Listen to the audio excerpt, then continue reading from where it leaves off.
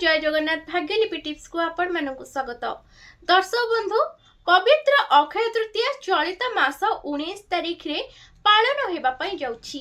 चलित वर्षर अक्षय तृतीया बहुत खास हेबा पई जाउछि, कारण विभिन्न ग्रह संयोग कारणरू विभिन्न जोग बनिबाकू जाउछि।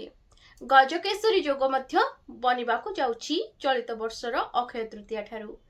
एही सब जोग कारणरू सबु राशि व्यक्ति विशेष मानक उपरे प्रभाव पड़िबो, किंतु चारि गोटी एमिति राशि रहिछंती जेउ मानक भाग्य रे बड़ परिवर्तन हेबो।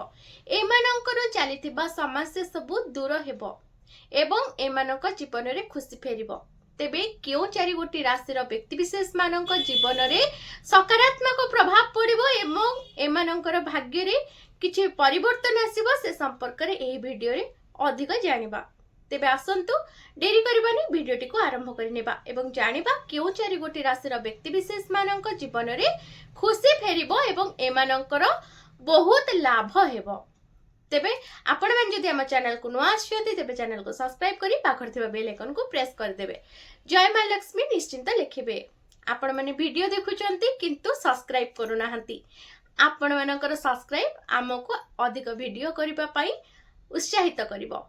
तेबे आम चैनल को सब्सक्राइब निश्चिंत करंतु। तेबे आसंतु डेरी करबानी वीडियोटी को आरंभ करिबा एवं एही चारि गोटी राशि विषय रे जानिबा एवं कोन सबु आपण अक्षय तृतीया दिन घर को आनिले बहुत शुभ फल प्राप्ति होइतै से संपर्क रे। अक्षय तृतीया रे बनिबाकू जाउछि दुर्लभ संयोग।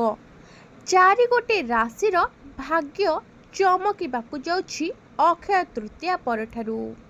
टंकारे खेलिबे एही चारि गोटी राशि। मित्र, अक्षय तृतीया बैशाख मासर शुक्ल पक्ष तृतीया तिथि को मना जाइथाय बा अक्षय तृतीया रूपे पालन कर जाइथाय। एही पवित्र दिन रे सूर्य एवं चंद्र उभय उच्च राशि रे थांती। उभयଙ୍କ मिलित आशीर्वाद सबु राशि पई शुभ होई थाए। अक्षयर अर्थ हेउछि जहा केबे क्षय होई न थाए। एही तारीख रे करा जाउथिबा शुभ कार्यर फल केबे मध्य क्षय जाई न थाए। विश्वास करा जाय जे एही दिन भगवान परशुराम नर नारायण एवं ग्रह विवाह अवतार नैथिले। एही दिन चारि द्वार रु रवींद्रनाथंकर एक द्वार खोला जाए। खाली रवींद्रनाथ नुहे, वृंदावन रे भी बांके बिहारींकर पाद दर्शन एवं श्री मंदिर रे महाप्रभु को स्वतंत्र नीतिकांति रे पूजा करा जाइथाए। एही दिन मूल्यवान जिनिस किनिबा शुभ बोली माना जाइथाए। एही दुर्लभ संयोग जोगो अक्षय तृतीया को बहुत शुभ बोली कहा जाइथाए। एही दिन उभय सूर्य एवं चंद्र वृष राशि रे प्रवेश करिवे, जहा मानवीय राजयोग एवं गजकेशरी जोग सृष्टि करिवो। एही समय किछि राशिंक पई अत्यंत शुभ फल प्रदान करिवो। तेबे आसंतु जानिबा अक्षय तृतीया दिन केउ राशि बहुत शुभ फल पाइबे एवं अक्षय तृतीया ठारू एमानंक भाग्य रे परिवर्तन आसीबो। प्रथम भाग्यशाली राशिटी हेउछि मेष राशि। अक्षय तृतीया मेष राशि पई शुभ रहिबो।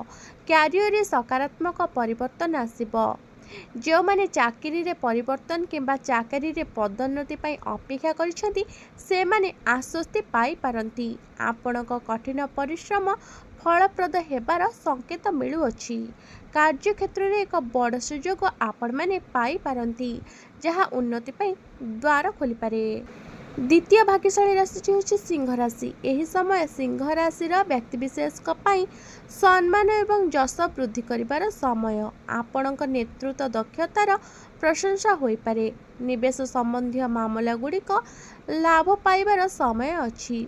पुराना पारिवारिक विवाद, खास करी संपत्ति संबंधी विवादर आपण मानकर समाधान होई पारे। यह आपणक आर्थिक स्थिति को मजबूत करि पारे। तृतीय भाग्यशाली राशि होछि बिच्छा राशि। बिच्छा राशि व्यक्ति विशेष माने एही समय रे सेमानक जीवन रे स्थिरता एवं संतुलन अनुभव करि पारिबे। दीर्घ समय धरि खर्च होइतिबा पांठी पुनरुद्धार हेबार समय अछि। जदि आपण एक नूतन व्यवसाय किंबा स्टार्टअप आरंभ करिबा पई चाहुछंती तेबे एही समय अनुकूल रहिबो। अटकी रहितिबा काम मध्य समाप्त होई पारे।